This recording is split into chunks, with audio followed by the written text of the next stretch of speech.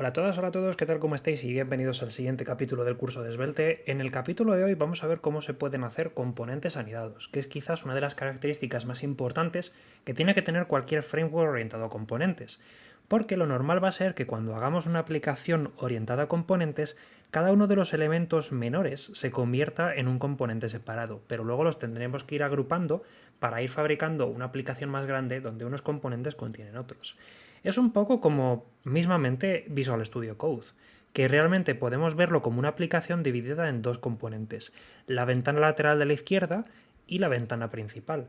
Lo que pasa es que a su vez esa ventana se puede dividir en más subcomponentes. Por ejemplo, el componente barra lateral se puede dividir en cada uno de los componentes que contiene pues una sección y a su vez cada sección se puede dividir en cada una de las filas del menú de navegación que habrá dentro. Pues en este caso va a ser parecido. Nosotros vamos a poder hacer componentes que dentro tienen otros componentes.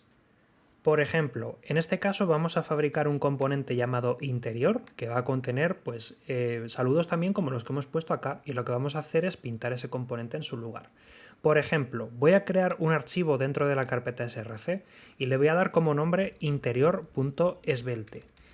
Este componente va a ser un componente que también va a recibir un atributo del exterior, que va a ser el nombre, ¿de acuerdo? Y va a ser pues casi como lo que tenemos en el otro componente. Voy a poner un h1 que sea hola, nombre, ¿de acuerdo? Y le voy a poner un estilo que va a ser, que quiero que se pinte con color...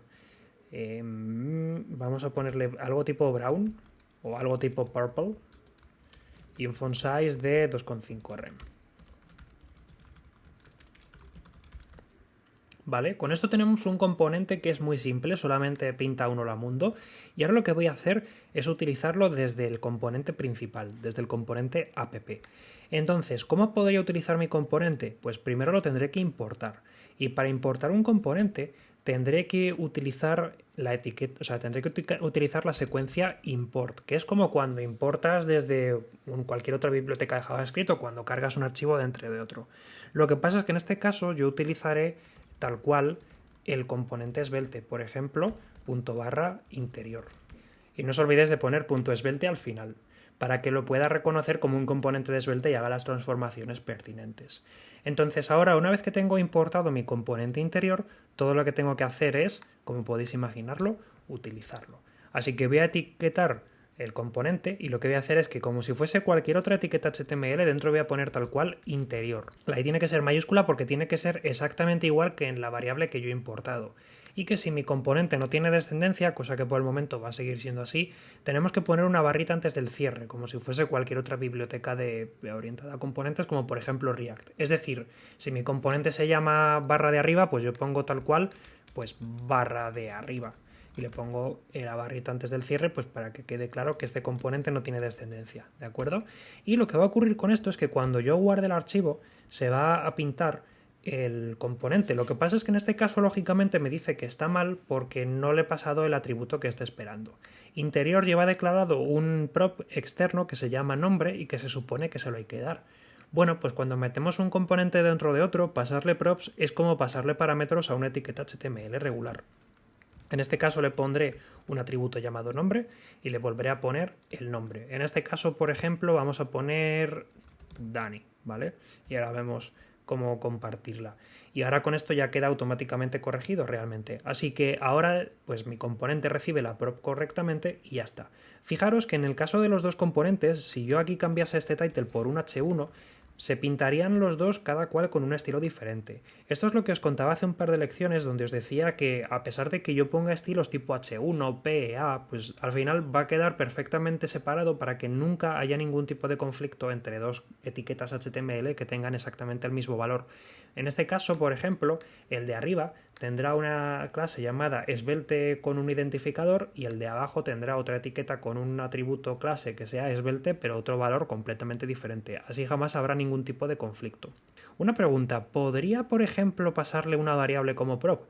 Por supuesto. Lo que pasa es que en ese caso yo en vez de utilizar el nombre entre comillas, lo que tendré que hacer es ponerle caracteres como si fuese una interpolación más, es decir, los de llave, y dentro meterle el valor de la variable. Por ejemplo, momento, ¿Qué pensabas que iba a poner nombre? No, de momento vamos a poner momento. Y esto lo que hace es poner hola, bonita tarde. ¿Por qué? Porque al final nombre valdrá lo que valga la variable momento.